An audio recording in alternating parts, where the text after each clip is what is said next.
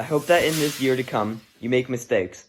Because if you are making mistakes, then you are making new things, trying new things, learning, living, pushing yourself, changing your world. You're doing things you've never done before, and more importantly, you're doing something. Creative and healing God, we call upon you today to do a new thing in each of us and in our organization. Remove the crud and the scars, heal the breaks, free us from what binds us to the past. Stir our imaginations to see beyond what is visible. Help us to imagine more than can be seen.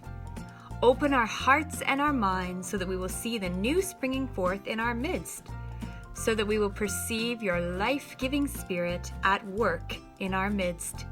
Sustain us in hope that through you, something new is always possible in us and in our organization. When I imagined my last year of high school, being cozied up in my room didn't cross my mind. The world has changed so much in the past month, but while it may not seem like it, it has evolved into something remarkable. All people from all countries have shown heart and passion for one another, a willingness to help, but most noticeably, I found grit. Grit, a word my father has always said the girls of my household should have. It is the persistence and vigor and drive to accomplish what desire burns in your mind. To paint a picture, it is the characteristic needed to embark on our quests, our adventures, to pull the sword from the stone, to climb the tower. It's what allowed the Balkans to fight for their freedom. It's what allowed Mendeleev to conjure the periodic table. It's what drives us to get there. Most importantly, though, it is the opposite of stopping, of surrendering, of giving up. This is where you can use your imagination. Imagine your house or apartment as your own little kingdom. Perhaps you're a knight, a prosperous merchant. Maybe you're even the Robin Hood of your kingdom. While you've been used to adventuring and exploring other lands and foreign wonders, you've been called back by your people as they need you. While you wish to stay out exploring, you feel in your core you must return home to your kingdom. They mean everything to you. What are you going to do to help? Perhaps they need their clever and witty queen to learn a foreign tongue to enlighten the court of historic knowledge.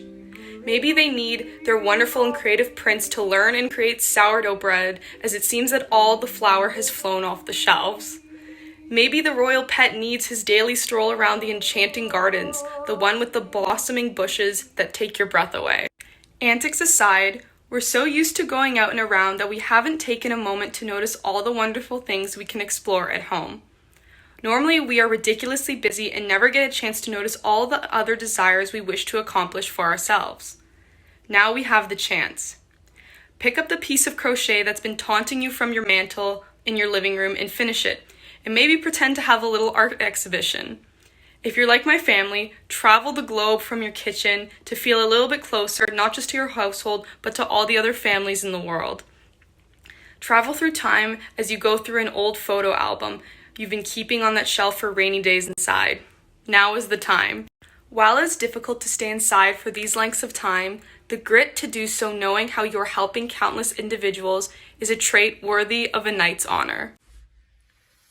Stars shining bright above you. Night breezes seem to whisper, I love you. Birds sing. A reading from Josh Barnett. If you're trying to live life, really live it, you should, in my opinion, try to expand all aspects of your life. Open yourself to new ideas and new things, even if you find you don't like them in the end, but at least knowing them has taken you that much further along into being a more experienced and well-rounded person in this world.